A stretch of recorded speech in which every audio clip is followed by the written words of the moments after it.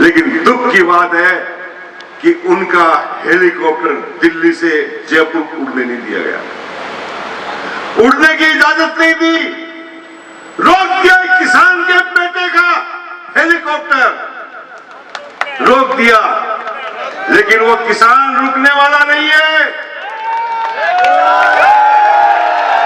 जय किसान, वह रुकने वाला नहीं है। उसने कहा मोदी जी मेरा हेलीकॉप्टर रोक सकते हो, लेकिन मेरी सरकार के द्वारा बनी हुई सड़क को नहीं रोक सकते। वो जयपुर से बाई रोड रवाना हो गए, अभी 15-20 मिनट में आपके बीच में पहुंचने वाले हैं।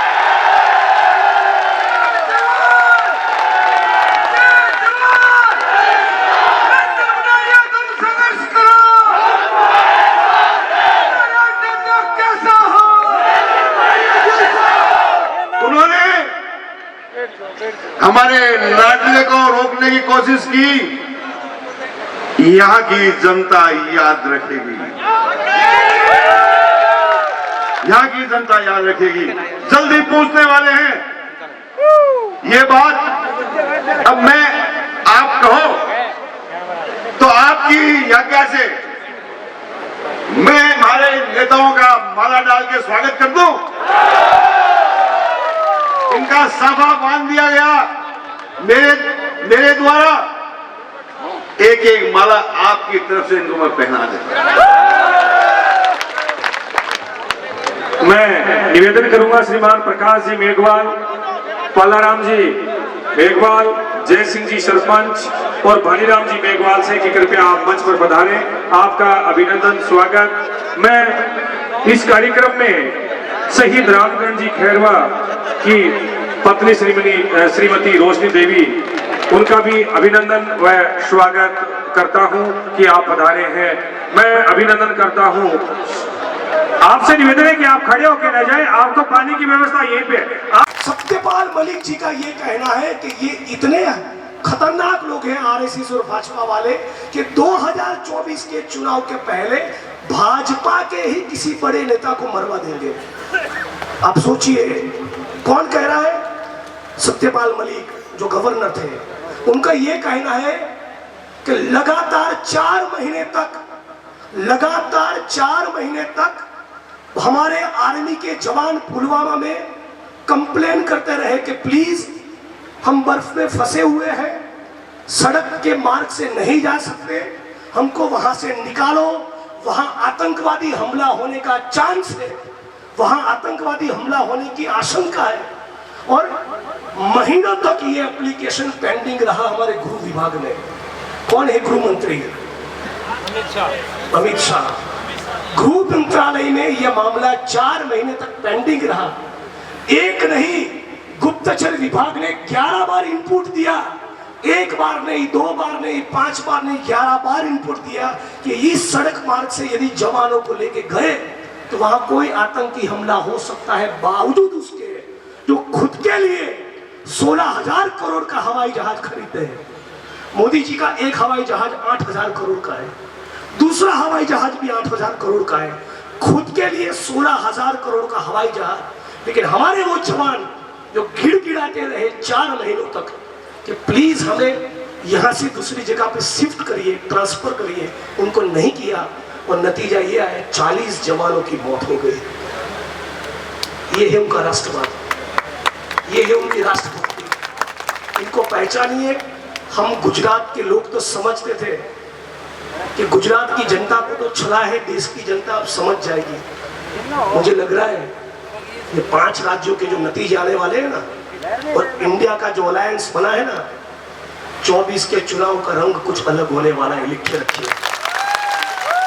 और हर प्रदेश में कांग्रेस की सरकार बनेगी, छत्तीसगढ़ में भी बनेगी, मध्य प्रदेश में भी बनेगी, तेलंगाना में भी बनेगी, राजस्थान में भी बनेगी।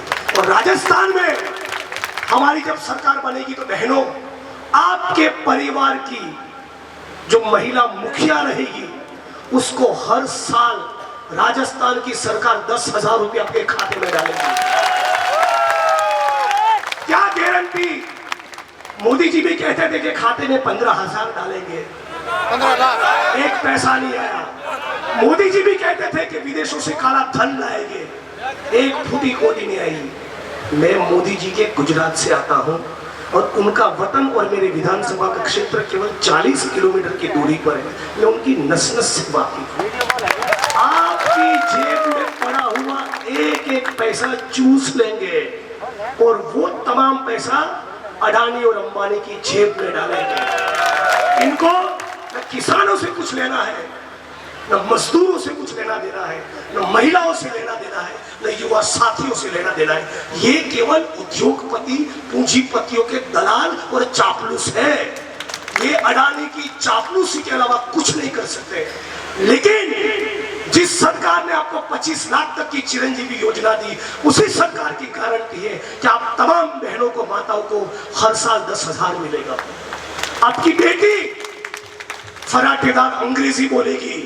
राजस्थान की सरकार ने, राजस्थान की कांग्रेस पार्टी ने संकल्प किया है, पूरे राजस्थान का एक एक बेटा और एक एक बेटी अंग्रेजी माध्यम के स्कूल में पढ़ेगा। आपसे 2 रुपए किलो के हिसाब से सरकार खुद गोबर खरीदेगी। यदि कोई आपदा आई तो 15 लाख तक का सरकार का बीमा होगा। और जो भी हमारे सरकारी कर्मचारी है उनको पुरानी पेंशन योजना का लाभ मिलेगा। और न केवल लाभ मिलेगा, ओल्ड पेंशन स्कीम, पुरानी पेंशन योजना का लाभ सुनिश्चित करने के लिए सरकार कानून लेकर आएगी। ये सरकार की गारंटी है। तो साथियों, एक तरफ झूठ है, फरेब है, मक्कारी है, कायरता है, महिला विरोधी है, और दूसरी तरफ वो है जहां ईमानदारी है, जहां 50 साल का इतिहास है संघर्ष का, जहां 50 साल का इतिहास है विकास का। इनको छोड़कर मैं तो पूरे क्षत्रिय समाज को भी अपील करता हूं, इस तरफ आ जाइए, नहर का पानी आपको भी मिलेगा।